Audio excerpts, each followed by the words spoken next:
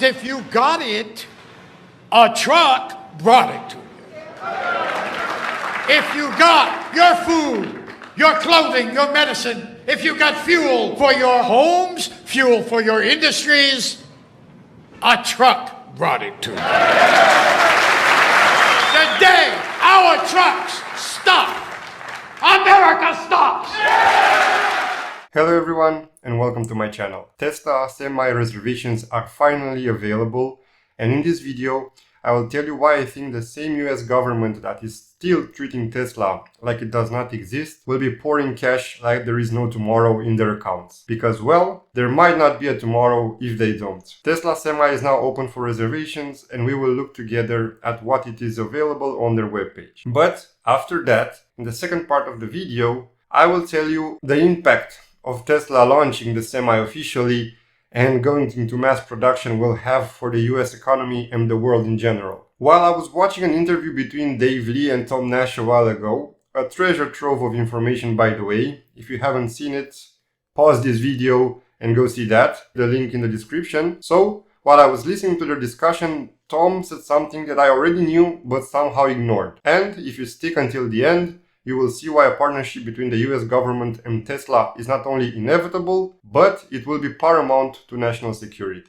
Okay, so if we take a look at their website, here we can see some amazing stats. 0 to 60 in 20 seconds with 80,000 pounds of load, with under 2 kilowatts per hour per mile energy consumption and a 0.36 drag coefficient. This truck looks and feels and behaves amazing. If we go and do a deep dive into the specs, some of what I just said are available here in table form, but what we need to focus on are the last 4 lines here in the table. First of one being the fact that the fuel savings alone will pay for the truck. That offsets in and out of itself the base price for the 300-mile range of 150,000 and even the expected base price for the 500-mile range, which is around 180,000. To be able to put a reservation for this, you need to cough up at front 20k. Again, if you do the calculations based only on fuel savings, the truck will pay itself. And if you put on top of that how much cheaper the cost of ownership is, and maintenance, and few moving parts, and speed and security, basically it's a no-brainer for any trucking company to decide to buy one of these semis. If you put on top of that how much it costs when the truck is out of commission because of an accident, enhanced autopilot helps avoid collisions, a central driver position provides maximum visibility and control, and a low center of gravity offers rollover protection. As stated previously, electric energy costs are half those of diesel. With fewer systems to maintain, the Tesla Semi provides 200k plus in fuel savings and a 2-year payback period, which is amazing. So if you go on the reservation page, you will see that you must deposit 5,000 when you make the reservation, and then the other 15,000 within the 10 days. For every other extra, you need to wire $20,000. But the better news, besides the fact that reservations are open now in the US, Tesla will be delivering and the registrations are open for Canada, the Netherlands, Norway, and the United Kingdom.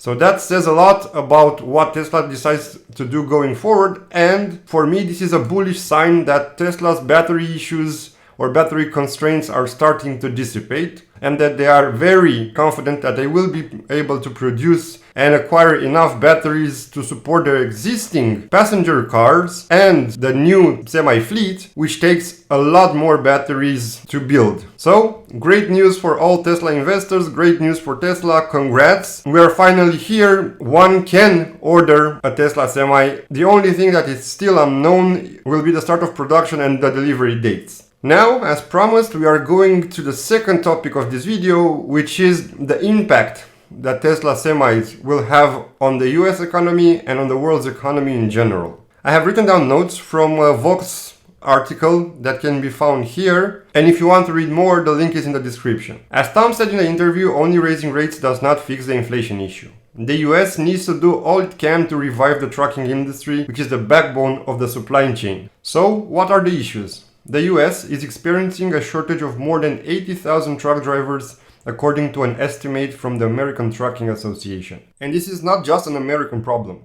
trucks haul a comparable amount of freight in places like the EU and China. And countries and regions around the world are experiencing driver shortages. The International Road Transport Union documented shortages in a survey of 800 transport companies in more than 20 countries. This is also not a new problem. Analysts and industry groups have warned of truck driver shortages for years around the globe, but supply chain disruptions during the pandemic and surges in demand in places like the US have made this slow-rolling crisis much more acute. So, what are the issues the industry is facing? Number one, the first thing to know about the truck driver shortage, experts said, is that it's not exactly a shortage. It's a recruitment and retention problem. In the US, there are in fact millions of truck drivers who are not driving trucks. When it comes to recruitment, it's hard to get people into the business, especially young people. There's often a gap between when people leave school, say age 18, and when they can legally drive a truck across state lines, typically at age 21, which means these folks might have already found jobs and aren't going to be wooed away to become truckers. Number three, the industry also struggles to attract women into the workforce because of safety concerns and inadequate accommodations along routes and at rest stops. Number four, around the world, the trucking workforce is aging. Some of these folks are getting near retirement, and the risk of getting sick and the uncertainty and early slowdowns of the pandemic helped accelerate truck drivers' departure from the industry. In the US, the Biden administration announced a trucker retention plan which includes recruiting more veterans and studying working conditions to improve the industry. But those won't transform the industry overnight or be a quick fix to the supply chain problems. But how can that be achieved in an industry that is decades old, filled with unions and personal interests? In my opinion, the good news is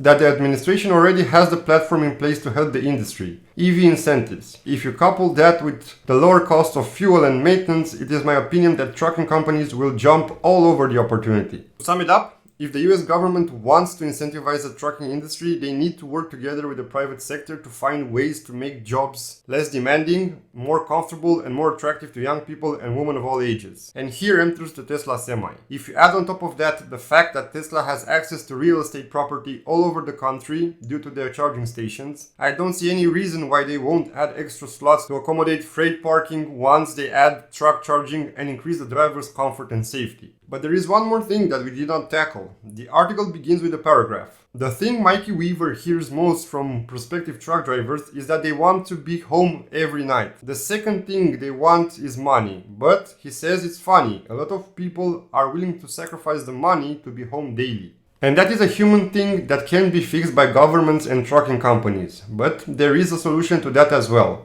And it's called FSD coupled with convoy technology. Now, a